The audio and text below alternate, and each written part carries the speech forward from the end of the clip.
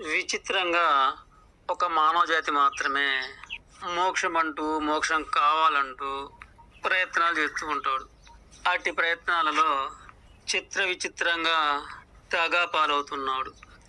మోక్షము అంటే తానెవరు, తాను ఉన్నది ఎక్కడ, తన చుట్టూ ఉన్నదేమిటి, ఈ కనిపించుతున్నదంతా, వినిపించుతున్నదంతా, కదులుతున్నదంతా కాలం అనేది, ఇందున నేనెవరు తెలుసుకోవడమే మోక్షం.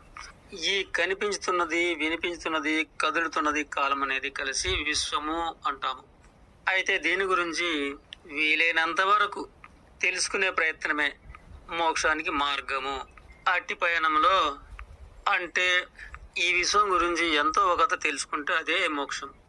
అంటే ఈ కోటి కోట్ల గ్రహాలు, నక్షత్రాలు, నవగ్రహాలు, సూర్యుడు, చంద్రుడు, భూమి, గాలి, వెలుతురు, పగలు, రాత్రి, మేఘాలు, వర్షాలు, మేఘాలు, మెరుపులు, ఉరుములు, వర్షాలు, వరదలు, ఇంతేకాక ఇంకను అలాగే దీనిపై గల నిత్య కదలికలు, జీవ వృక్ష జాతి యొక్క మనుగడ, ఈ విధంగా భూమిపై సాగే ధర్మాలు కూడాను తెలుసుకోగలిగితే, ఆ విధంగా అందిన వరకు తెలుసుకోగలిగితే అదే ముక్తి మార్గం.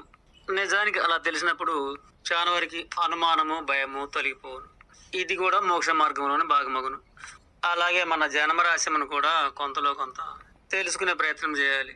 ఇది ఎలా నిర్మించబడింది, దీనికి మూలం ఎవరు, ఏ మతము కాదు కదా, నిజానికి మన తల్లిదండ్రులే కదా. కనుక దీనిని కాపాడుకుంటూ దీనినిచ్చిన తల్లిదండ్రులను కూడాను కాపాడుకునే ప్రయత్నమే ముక్తిలోనే భాగము.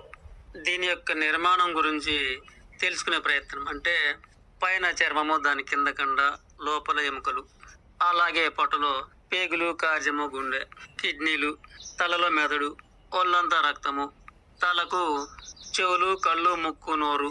చెవులు వింటాయి, కళ్ళు చూస్తాయి, ముక్కు వాసన చూస్తాయి, నోరు మాట్లాడుతుంది, తింటుంది. అలాగే యంత్రం కదలిక కోసం 2 కాళ్ళు, 2 చేతులు. ఇలా నీ జన్మ కూడా తెలుసుకోవడం అనేది కూడా ముక్తిలోని భాగమే. ఈ మార్గమే విశ్వ రహస్యాలు, విశ్వ సత్యాలు అగును. ఈ విధానమే నిజమైన ముక్తి మార్గాలు తప్ప ఇక ఎవడో అడ్డగించి లౌకికాలు వినిపించి ఇక నిన్ను వాడికి పనికొచ్చే ఒక యంత్రం లాగా వినియోగించుకున్నటకై ఏవో రాగాలు, తాళాలు, మాటలు, మంత్రాలు, ఆనందాలు, ఆవేశాలు, భయాలు, సంతోషాలు, ఇవన్నీ కూడా మన ముందర ప్రదర్శించి, అలాగే కొన్ని గారడీలు కూడా సృష్టించి మనది కాని భాషతో పాటలు, మాటలు, మంత్రాలు వినిపిస్తూ మోక్ష మార్గం అని నమ్మిస్తారు. అందున నిజానికి రవంతా కూడా మనకు ఏమీ తెలియదు. ఎందుకంటే పరభాషలు కనుక.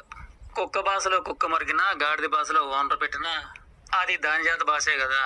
అలాగే మనం కూడాను మానవులు మాట్లాడే 540 భాషలో ఏదో ఒక భాష తీసుకొచ్చి మనకి వినిపిస్తే ఆయా భాషాభావం అనేది శబ్దం మాత్రం వినుస్తుందని, పరమార్థం ఏమాత్రం అర్థం కాదని తెలుసుకోలేకపోతున్నాము.